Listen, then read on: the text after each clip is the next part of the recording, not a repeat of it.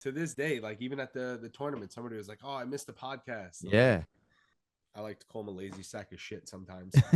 And it's really a matter of who really wants it to work, who's willing to volunteer their time, for the Yep. cause, for the mission, who believes in it. Well, they have their main guy who's got like 100 gold medals, and then their B class guy only has 50 though. So we'll Yeah, put him. yeah. All right, cool. Well, so we are back with the I'm calling this episode the Lost Tapes episode because I fucked up the last time and we had a really awesome episode. So I appreciate you jumping back on here with me. So tell me about the beginning of their journey, man. What got you into wanting to coach and like run a Muay Thai gym?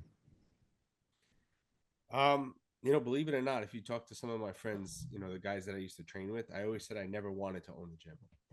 Um, because one of the things that I said was, this Muay Thai is something that I love. It's like a passion. So said the minute I open a gym, it's going to become work and I'm going to hate it. Mm-hmm. But it's actually not the case. But I never I didn't want to open a gym, and it just kind of happened where Yeah. because I lived in Florida for 7 years, and that's where I did most of my training. I used to with, when I had the podcast Striking Corner, I was with my training partner Eric, who Yeah. he's still in Florida. But then when I came back to New York, um, I'm originally from Brooklyn, so when I came back, I came to Staten Island because at the time I was working in Jersey. All my friends were in Brooklyn. I said, you know what, let me go in the middle. This way I can, kind of get to wherever I need to go. Um, and there was no Muay Thai on Staten Island. Yeah. There was, Which is crazy. a couple MMA gyms that had Mm-hmm. like, a Muay Thai class, but there was no real Muay Thai to train. So I had a family friend who had he was opening a martial arts school, a style of martial arts that I never even really heard of. I don't even remember what the name was at the time. It was like one of those styles that it's like a combination of a bunch of different styles, and it's got Yeah. like, so I don't even remember what the name was, but I said to him, I said, hey, there's no Muay Thai on Staten Island. I said, um, you mind if I start like a Muay Thai program in the hours that you're not using the space? I said, I Right. just want to kind of, almost like a club where I can get a few people in, I can teach them a little bit, and then I'll have some people to train with so I can continue training. Um, so that's kind of where it all began with owning a gym. And after a year of that, the the guy who owned the space or held the lease and had his program, he wasn't really growing, and I was. So after a year, he was just like, because the way I worked it out was I didn't know what was going to come of it. I wasn't putting everything, a whole bunch into it. It was just kind of like a club. Yeah. So I said, listen, let me use this space. I'll just give you 20%, 25% of whatever I make on memberships. This way, for me, it was a win-win. I had no overhead. I had a space to try and develop a program. And by the end of the first year, the 25% that I was giving him was covering all the expenses for the place. Right. So he pulled out after a year. I took over the lease, and that's kind of where it began. At the time, it was Staten Island Muay Thai, Yeah. because I thought, if when you go on to search for something on Google, what are you going to put? Where it Yep. is and what it is. So Yep. that's why I did that. But yeah, that's now it's history. Where were you training when you were in Florida? Did you said you did train in Florida, right? Yeah, that's Yeah. where I started. So Yeah. originally, I started at a kung fu school training Sanchow Okay. Yeah. Yeah. or Yeah. Sanda. That's where me and Eric actually met. So that's where we started. And then a few places, like it was while doing that, we started training Muay Thai because the Sanchow was only giving us like their bread and butter was kung fu, so it was like there was only 2 or 3 days a week that we could train Sanchow. We wanted more, Yeah. so there was a Muay Thai gym not too far. It was called American TKA, and they were training Muay Thai there, and that's where we started to train Muay Thai. And then after a while, it just Muay Thai became more and more of what we wanted to do. Yeah. um, and the politics of kung fu and all that, train here, nowhere else. Right, That right, played a right. part in Yeah. played a part in our full transition over to Muay Thai. So we were training at American TKA. My coach was Mauricio Cal, who now has his own place called Pines Muay Thai or Pines Okay. Martial Arts. He's still So rocking. yeah, he's in Pembroke Pines, Florida. So that's Nice. yeah. Damn, that's badass. Did you guys cross paths with Asa at all? When I know he mentioned Eric at one point. Yeah, so we knew Asa, Yeah. and he was younger than us at the Yeah, time. So yeah. I remember watching him as a kid coming up because he started in Sanchow also. Right, right. So that's we knew him from way back in the day when he was a kid. Just Yeah. we followed him, watched him come up. We knew he was going to be something special coming up. So yeah, That's badass. yeah, Yeah, that's so cool. I was toying around. Now obviously I don't have to, but then I kind of got the idea in my head, so I still something that I've been thinking about. But before we got the rules changed to be able to do Muay Thai here in Maryland, I was thinking about doing like Sanda or like Sanshao or something like that, just to so like, all right, we can't do it in the ring. Fuck it. Like we'll just put some mats down and we'll yeah, call it that, and it'll just be what it is. um and I was like, then my brain started going off in this, automatically go into like movie mode. So I'm like, oh man, maybe we should set up like the little half moon thing, like blood sport, and call it Kumite. And yeah, so I started getting carried away, and I was like, yeah, it could be like a feeder organization for karate combat. And yeah, so now I'm just like, all right, Corley, what do I gotta do, man? Let's get this super series before I start doing some wild shit and have yeah, yeah. people Van Damming I'll each tell you other. what, man, I miss Sanchow sometimes. I used to, you know, I love the judo throw aspect, and then the fact Bro, that you I absolutely do. Yeah. yeah, the fact that I so I grew up doing Kyokushin, so okay, we could chuck each other in that too. And I know like they have that in infusion. Like I think yeah, it's a really cool aspect to it personally. yeah, it just never took off. I mean, it is missing elbows. There's no elbows, Yeah. but yeah, it's a cool sport. I miss it sometimes. Yeah, I that's what I'm saying. Like I started going down the path so far, and I was talking to Crenshaw about helping me sanction it here, just so I had some body that was like, oh, it's under WKA, we're just doing our Yeah, own thing or whatever. But uh, yeah, I'm still thinking about, because I think karate combat's taking off, and there's a thing there, and there are definitely still.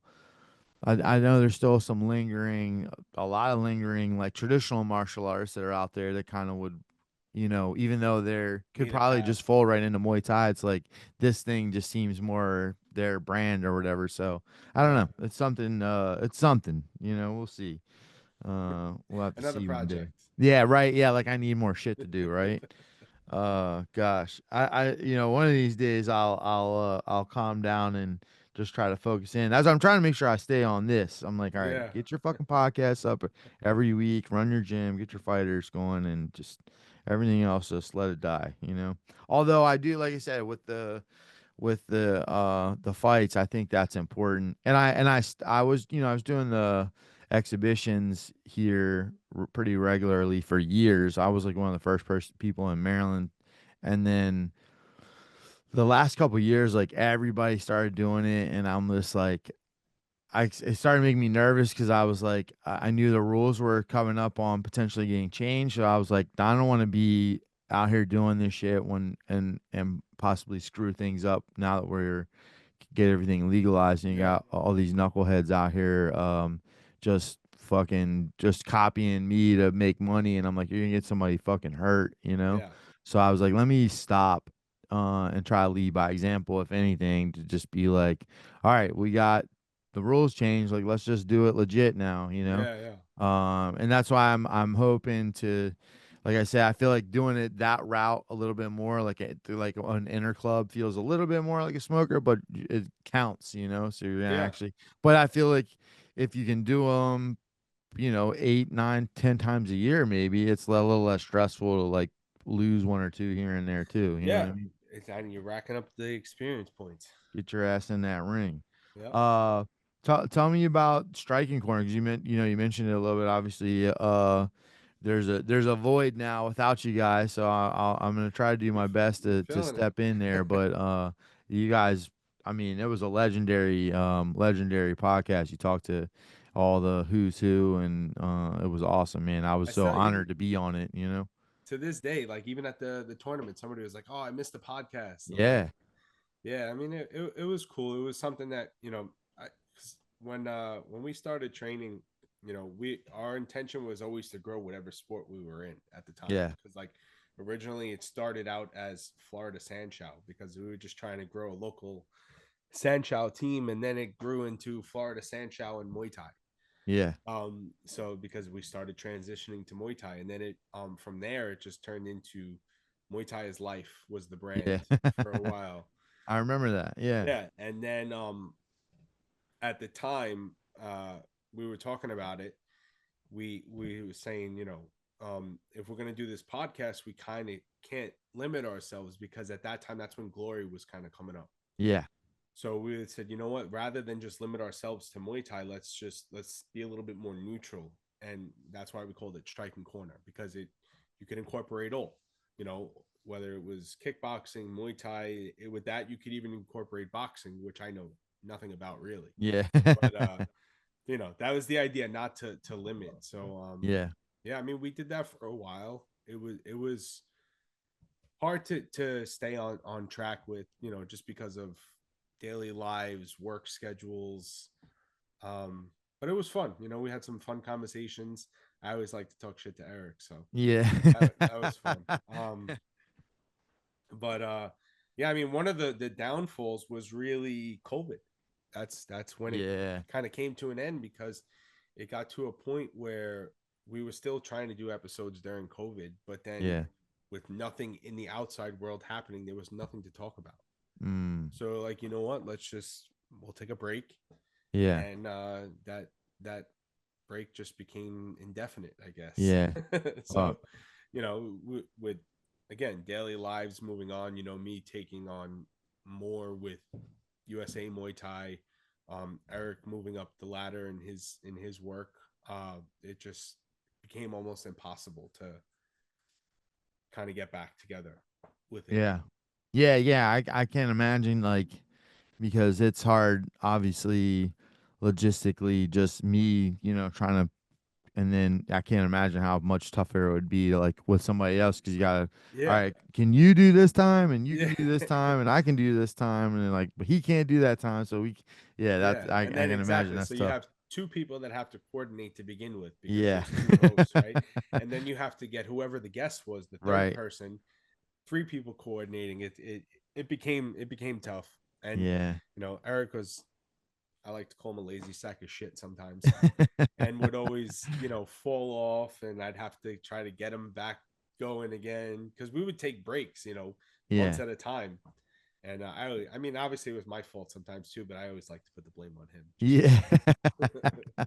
Fucking Eric, man. Yeah, Fucked it man. up for all of us. Yeah, there's a crazy thing to think about because, like, you would think, like, during COVID, like, we needed shit to do and listen to. But yeah, yeah, the episodes probably would have been depressing as shit because we'd all Yeah, just been like, man, I think my gym's gonna close. And yeah, because that we exactly. So I think we did a couple during COVID, and we found ourselves just talking about COVID. And it's like, yeah, that's tough. this Yeah. is ridiculous. Like I can't do this anymore.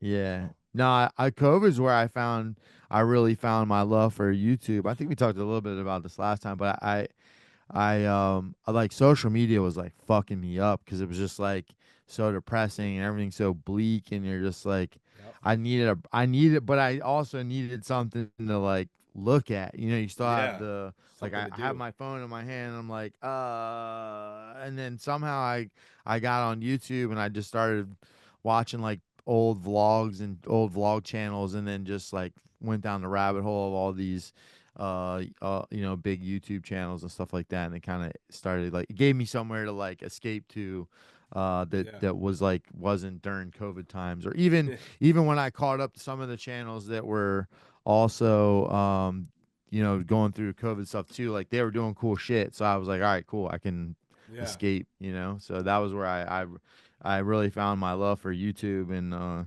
yeah, I became like obsessed with it now. I like barely even I don't even listen to music in the car anymore half the time. I'll just like put something on YouTube and drive listening to like Sounds safe. podcasts or something. You know what I mean? Yeah. Sounds Yeah. safe. Drive and Yeah. watch YouTube. Yeah, yeah, you know what I mean. I got one eye on the road, one eye on the video. Yeah. Yeah, yeah. uh, and then okay, so Staten Island Muay Thai was awesome for me, obviously, because I'm a massive Wu Tang fan. Actually still have these here from last time we met. For those that Yeah, don't know, and shit, you can see it in the background. I got my yeah, yeah. Stanford Green Wu Tang poster. I got my little Wu Tang logo here. I got. I remember one of the times we fought on Warriors Cup. It was actually this patch I had on one of my hats, and Oh yeah, the bouncer was like, "Man, that's disrespectful," because it was upside down, yeah, and I was like, "That's for Maryland, bro." And then he was like, "Oh, all right," and I was like, "Plus, fuck you. You never seen Method Man's logo? That's where I got it from, asshole." yeah, yeah. So, so yeah, it was funny because when I first heard of Staten Island Muay Thai, I was like, "Damn, I should have moved to Staten Island and just started a Muay Thai gym." And I still have some of your I saw the black and orange trunks with the Wu-Tang logo on them and stuff too. Oh yeah, yeah. Um I had yeah, those. I still bust those out every now and then. I made a couple Shaolin Muay Thai shirts Yeah, yeah. that I with remember those are with the sick Wu too. Tang logo. Yeah. I still hashtag it in all my posts, Shaolin Muay Thai, Hell just yeah, absolutely. because, You you got know. to. Yeah, Yeah. I'm actually like my gym is like within walking distance of Park Hill and Stapleton, where Oh actually shit. my first location was in Stapleton. Oh That's where wow. I started. So yeah, now I'm in a neighborhood called Rosebank, which is literally Okay. like 5 blocks either way. You can go one way is Park Yeah. Hill, one way is Stapleton, and it's just like Damn, right that's next to each other. crazy. Yeah, yeah. So Right down the block from the Legends. yeah. So, but eventually, what made you decide to rebrand and go with Legion? Um, I actually always wanted to rebrand. Like I Yeah. said, the reason I chose Staten Island Muay Thai to begin with was mainly just to be found. Yeah, Um, which is super smart. Yeah. well, like I also mentioned, I'm not from Staten Island, so I don't really care to represent it all that much. I can dig I it. mean, I Yeah. live here. I like living here, but it's not, Yeah. it's not where I'm from, you know? Right, right. So, uh, I had the plans for a while. I actually had the name ready to go for a while. I just never had the time to do it. So Yeah. then, once COVID hit, had all the time in the world. Yeah. So that's when I was like, you know what? Let's make the change now. So I was able to, change all the website over, the branding, just kind of refresh everything. This way, when we did reopen after COVID, it was like coming back to a new gym. So Yeah, that's dope. it was pretty cool. Yeah, how And what it kind was of the helped a little team? bit too because now we're in the middle of COVID where the gym is not doing well. You lost 50% of memberships, but now we changed the Yeah. name, come out with all new shorts, apparel, everything. So at least I could generate, some revenue during COVID selling merch and stuff. Some excitement and stuff like that. And it Yeah. was how was the team about? Did anybody care like excited or not like it or Everybody liked it. nice. You know, Awesome.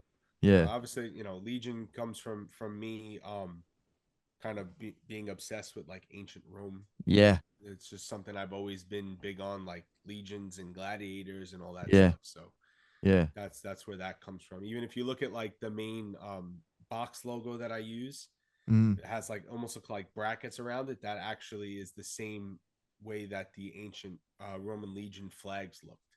So Oh it's wow. the same, yeah. So it's kind of a play off of ancient Rome. Yeah, I remember when you were thinking about it and you were showing me some of the like little concept design stuff like that, and I was like, yeah, that's sick. It's a cool ass name for sure. Yeah, So, not and everything came out awesome with it. And you guys have been running that banner into the ground. Obviously, you got some killers out there, so yeah, it all worked out, brother. You know. yeah. Uh, and then what year did you link up with USA Muay Thai? I started. Let's see. It's got to be about sometime in like 2018. Okay. Yeah, it's been about 7 years. Damn. Yeah. 2018, I started. Yeah. Just trying to focus on the local area at first. I think Right. that was my first title was New York State Director. Yeah. Yeah. Yeah. But then I just kept on getting more involved in everything and kind of moved to where I am now. Yeah, yeah, I remember when we were doing the state directors, we were trying to figure out. There's a bunch of different iterations of the hierarchy, kind of. And at one point, um, Corley was like, "All right, East Coast stuff," and I was like, "I'll do my best," you know. Yeah, And then he was like, and then I think they put a thing out for people to apply for like state representatives. I was like, "That's a great idea," you know, yeah, so yeah. everybody can kind of do their focus on their thing, and then it was cool to see like who was stepping up. I was excited to see you because obviously you got a lot of obviously from running the business, but then even just to do the podcast and stuff like that, like um skills that I think the USA Muay Thai would benefit from, obviously, and you clearly made a path in there. So what's your title now, basically? Now I am the COO, Chief Okay. Operating Officer. Yeah. Yeah, worked your way up there, big dog. Yeah. Well, you know what the thing is, you know, with USA Muay Thai, it's nonprofit, Yep. and we're all volunteers. Yep. None of us are making a penny. Even the federations, like we lost money on this tournament. Yeah, yeah. So it's really a matter of who really wants it to work, who's willing to volunteer their time, for the Yep. cause, for the mission, who believes in it. So and it is something that I believe in. I believe in the path. I think it's the best path in order to develop athletes into being a top country in the world. 1000%. We did title belts at the tournament this year, where years past we've done medals to be in line with the Olympic. Yeah. Um, but I mean, the belts are cool, but I don't necessarily believe in them. Yeah, yeah. It's more about the experience. You Yep. need to get your numbers up, like we keep saying. Get your ring time up. This way we can be in line. I want us to be one of the top countries in the world, and we have a long way to go. There's still so many other countries out there that are phenomenal. Right. But Yeah. we've grown in the past 5 to 10 years. We've definitely grown a lot, especially on the youth side. But we still have a lot of work to do. If we're going to be a top country like we are in other sports. Yeah. Yeah, 1000%. I mean, they're like we were talking about earlier with the just the ability to rack up fights that especially like in Europe, because we're like we can shoot down to Florida, but they can like shoot down to Italy. You know what I mean? Yeah, yeah, And fight like the another country's best people. yeah, We could see another state's top person, pretty easily. There's definitely some advantages that they have just in general, and not to mention like they kind of get to do it twice because the Europeans basically is the world championships. You know what I mean? yeah, In a way.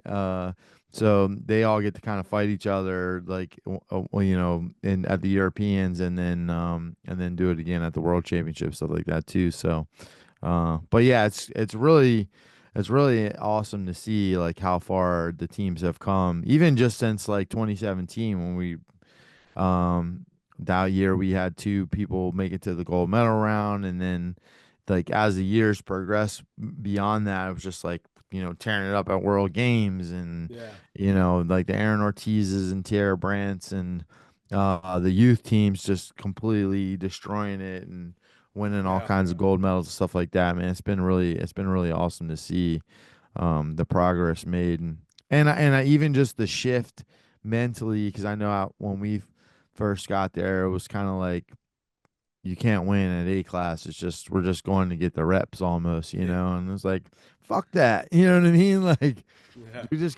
we'll figure it out. We just got to get in there and fight, Well, that So that that was back in those days. They had A and B class, yeah, yeah, but now it's changed where they have senior and U23. But yep, back then, the B class you could be any age. There was no limit. Well, yep. 40 is obviously the limit for the tournament itself, but you didn't have to be under 23. It was literally just A and B class. But Yeah, and the B class was kind of like our little spot where for, it was like Yeah. we were sending some of our best people to B class, and it was still tough. But it was like you had a little bit better of a shot. Yeah.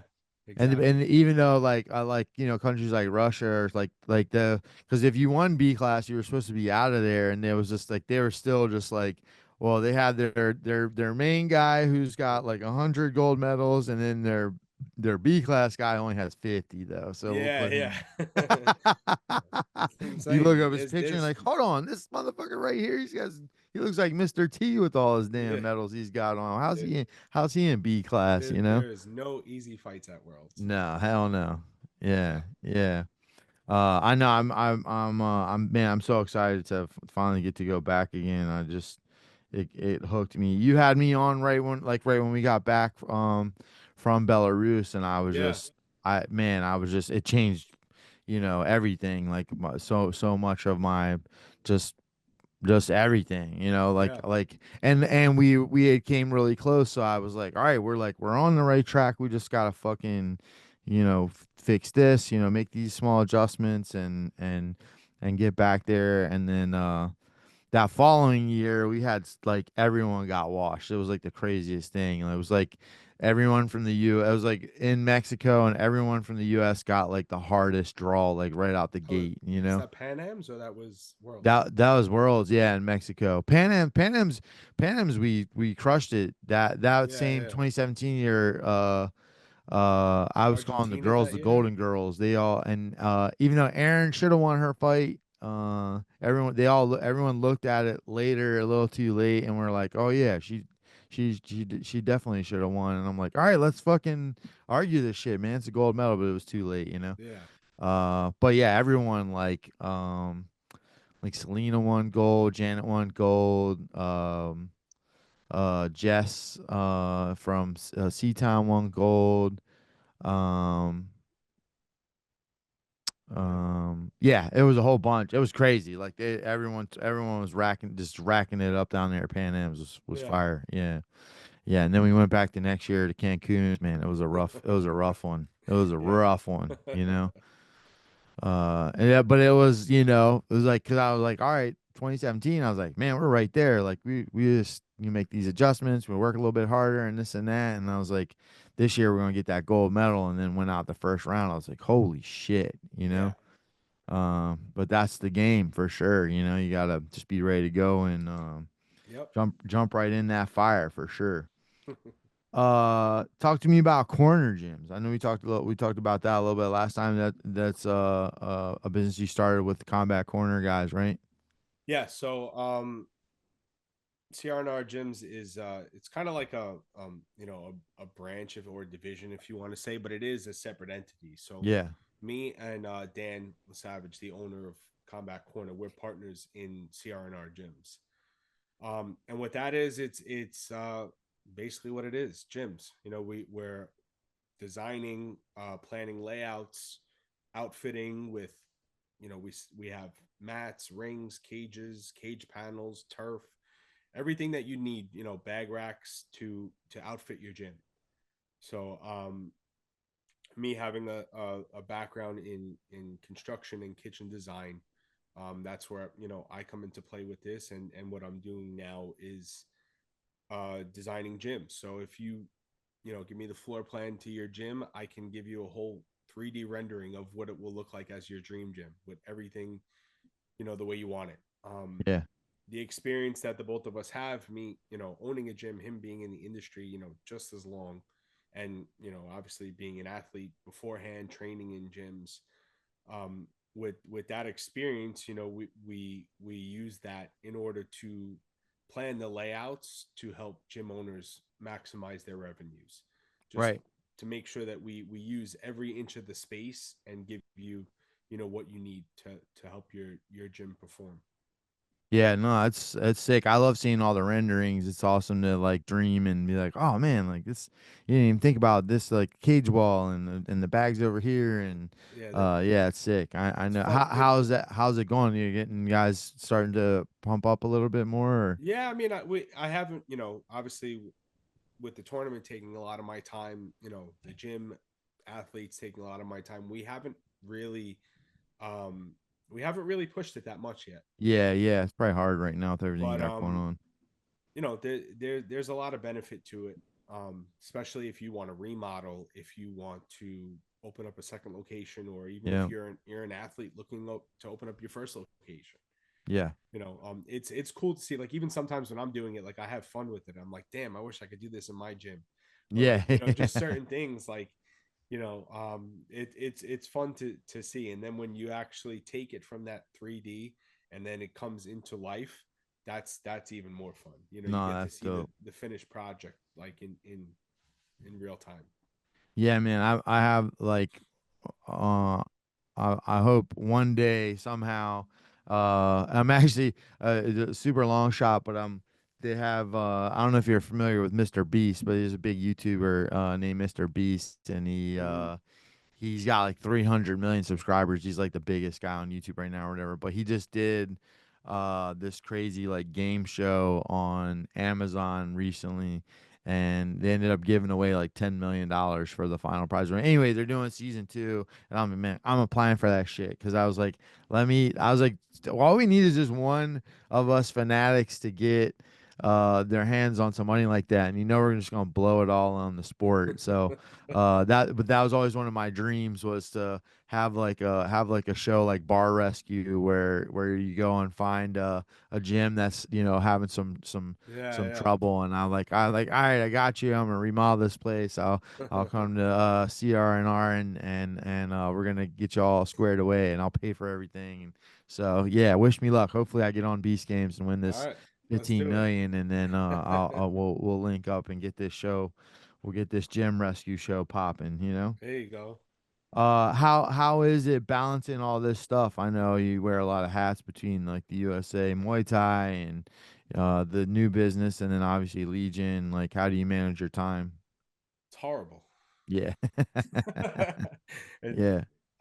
well, like I said earlier, I'm one of those people that can't sit still and do nothing. So, Yeah. um, I mean, it's tough sometimes because you're trying, you're getting pulled in all different angles, all things that need to be done, and they need to be done now. Yep. So, it gets a little difficult to manage time, especially that, I have kids on top of it too. And I want to give as much time to them as possible for activities and sports that they have to do, because I like to be there for all that stuff too. So, Of course. um, it's difficult sometimes to manage my time. But I do it the best I can. Yeah. You got any pointers? Do you like block out your day? Like, what? How do you kind of do? You just jump in there and wing You, it? you don't want any pointers from me on managing Yeah. time. No, I tell people all the time, like, I forgot who I was talking to recently. Like, everything I have in here, I can't put it to paper. I'm the I same. I Yeah. do it, and I do it how I do it, and I don't know how to describe it, and I Yeah. can't put it down on paper to replicate it. No, I'm the same So, way. Because people are always like, You do all this shit," and I'm like, "Yeah, I don't know how." I'm just yeah, like, you just get because it up, you happens. you prioritize what okay, like this shit definitely gotta get done today. Like, all right, let me focus on that, and then you just move on to the next thing as And at quickly some as you point, you can. have a bunch of half-finished projects Yeah. laying all over the place till you finally start going back and Yes. completing them. Yeah, Yeah. yeah. No, it sounds like my life for sure. Uh, what do you think is the biggest challenge to like the Muay Thai scene right now? um, well, it's the biggest challenge to me, I think, is just the lack of it depends on your area though, but the lack of availability to compete. Mm-hmm. Some areas in the country, the only option they have are these tournaments that are a couple times a year. Yeah. But then you have other hotbeds where there's events every other weekend. Yep. But I think the biggest hurdle is getting everybody on the same page. Absolutely. Yeah. Because you go, and then that also includes state athletic commissions. That's difficult too, because you go into one state and they don't allow this, or you go into another state and they think it should be this. And most of the time we're governed by those state athletic commissions, regardless of whether they have third party sanctioning or whoever that is. Right. At the end of the day, it's the states that were that are causing us the most problems, I feel. Yeah. So that was one of the goals with trying to go the Olympic route with USA Muay Thai and getting the recognition is just to try and be exempt from those states, Yes. so that Fuck yeah. so that we can sanction Muay Thai or have Muay Thai as it should be, as the rest of Yep. the world does. Yep. Because right now everybody has a different idea of what Muay Thai is, and none of it Hmm. is the same as the rest of the world. Right. So it's getting on board with that, and having Muay Thai like the way we do it in Delaware. That's the way it's done in the rest of the world, Yeah. and that's our goal and our purpose is to try and accomplish that around the country. Yeah. Yeah. That's such an exciting thought. Just to have that ability to have the consistency everywhere and kind of get everybody on the same page. Like even if they're gonna do fights other places, like we talked about before, like oh, you're gonna do some shows, you're gonna do this and that, but like to have like a USA boxing for Muay Thai where okay, like this is what scores, this is how you win, your rankings are gonna go up. You can check you can check your digital book basically and see where you're at, points, all that good stuff. Like that's the exciting shit that And that's I see you guys building towards, and I'm just like, we're getting there, we're getting there, we're getting that there, but you that know? is exactly what we did, Yeah, when it comes to the where athletes have their profiles in our system. absolutely. That Yep. is your digital boxer book. So like every Yep. time you fight under an event that is sanctioned by USA Muay Thai, whether it's a tournament, there's Prime that we sanction in Indiana, the Super Series that we sanctioned in Delaware, and all these other, we if we start getting these interclubs going, that is going to go into your profile. So it's going to show your Yep. wins, your losses. You have your when you upload your physical and your blood work, that stays in your profile, so that if someone who has access, goes and looks you up, we could say, okay, he's good. Blood work's good, been approved, physical's been approved, it's all active. You don't have to bring all these paper medicals and Yeah. do it, every time you go to compete. So that is the whole purpose behind the system that we're using now, is Yeah. to have this digital boxer book that all you have to do is log into your account. You can screenshot it. It has a QR code on it that could be scanned. It's and all your stuff is there. Your record, your history. It was one of those things where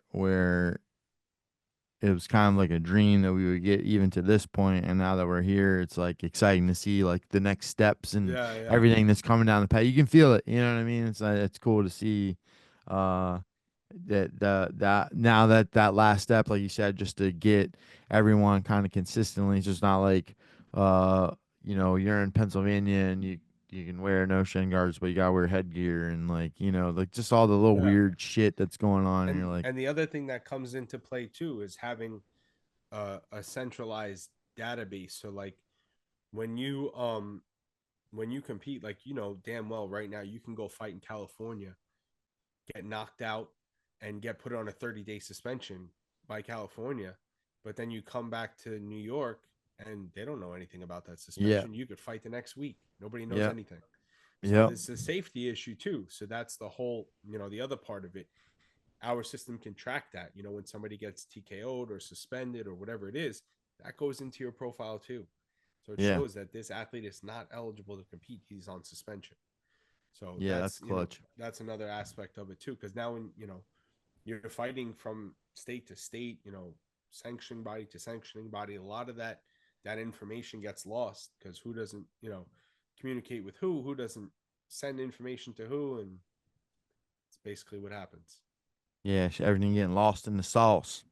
Yep. Let me hit you with a couple rapid fire questions, and I'll cut you loose, man. Cause I've been keeping you hostage here. Uh, elbows or head kicks? Which is more satisfying to land? Oh, satisfying to land. uh I like elbows better. Yeah, yeah, me too. Yeah, Nothing like that good that nice little thud. yeah. Favorite fight that you've cornered? I know this is a tough one. There's been a bunch of good ones. Favorite fight you've watched live? I could tell you my least favorite fight that I've watched live, Yeah, what you got? and that was when Giorgio Petrosian got knocked out in Glory Oh in God, Madison yeah. Square Garden. That was my least favorite Yeah, that was a because tough one. at the I was gonna time say he, like event. That's probably one of my favorite events I've ever been to. But yeah, that was a tough one to watch. yeah, because at the time he was one of my favorite fighters, and Yeah, I had press pass because of the podcast and everything, and I was sitting front and center, and that's sick. yeah, just went and watched him get knocked out by Risty. Yeah, that was a crazy night, man. There were so many good fights on that.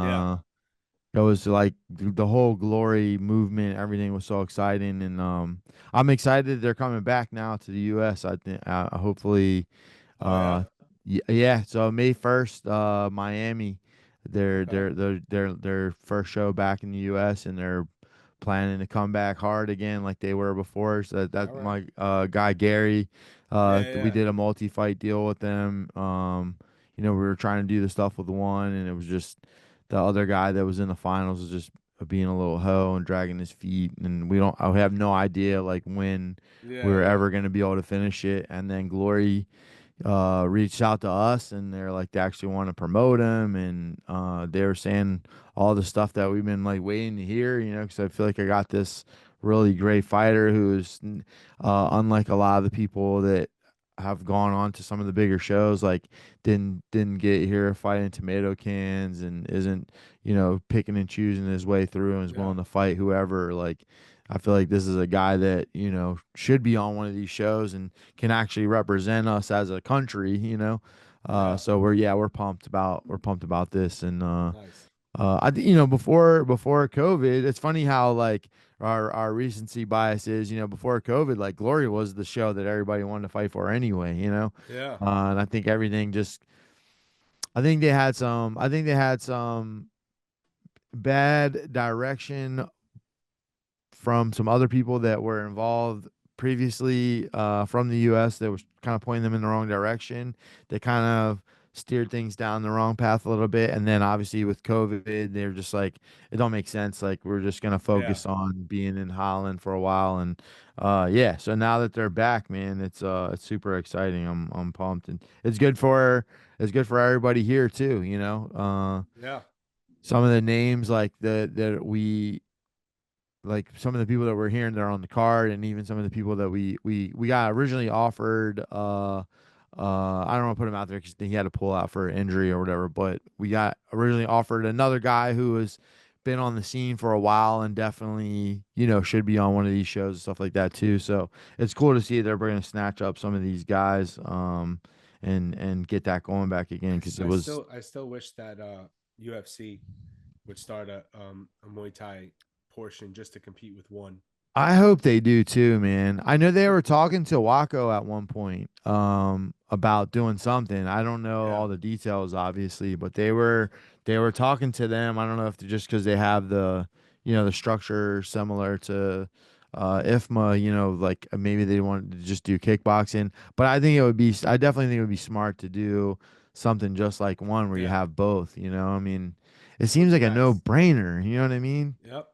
Like, what the fuck? What I don't understand why what they're. I think Dana's just he's hard headed, but Yeah. now he's getting involved in the boxing. So it's like, Yeah, I uh, saw that. who knows, What's next? yeah, who knows what's next? Hopefully that's like a path to it, but I think now with him heading over in that direction, it might not ever happen, unless Yeah. somebody eventually comes along. And I mean, yeah, like I'm like, man, Mick Maynard, come on, brother, like because they ran that legacy show like two Yeah. times, and that was super exciting too because it was like, oh, cool, we're gonna have like a feeder because before it was like fight for lion fight, do Muay Thai, Muay Thai, Muay Thai, and then switch over to kickboxing, which was kind of crazy. And then Legacy came along. I was like, oh, cool. There's another show for Yeah. these guys to kind of like almost like an entry pro level, but that's high level production on access. Like that shit was exciting. They snatched that shit up like that, and then they just shut it Yep. down and went all MMA. I was like, God damn it. Um, well, you're the man, Oh, brother. I appreciate you giving me thank you. your time again, and Thank you for thank you having me for on. everything that you did at the tournament. I leaned on you a lot. So I'm sure everybody else did too, and you fucking made it happen, man. The tournament was incredible. It was literally one of the best Muay Thai experiences of my whole career. So Thank thank you. you, yeah, for Appreciate it. everything. I Glad you appreciate you. enjoyed it. I And did, man. I can't wait for the next one. and everyone else that came out, thank you for coming. I hope you all enjoyed it as much as Jason did. Yeah, hell yeah. Awesome, brother. Well, this one will be up soon. I'll send you all the info. I'll get some clips up and stuff like that, man. Appreciate you, boss, man. Cool. All right, brother. All right, man. Peace. Talk to you later.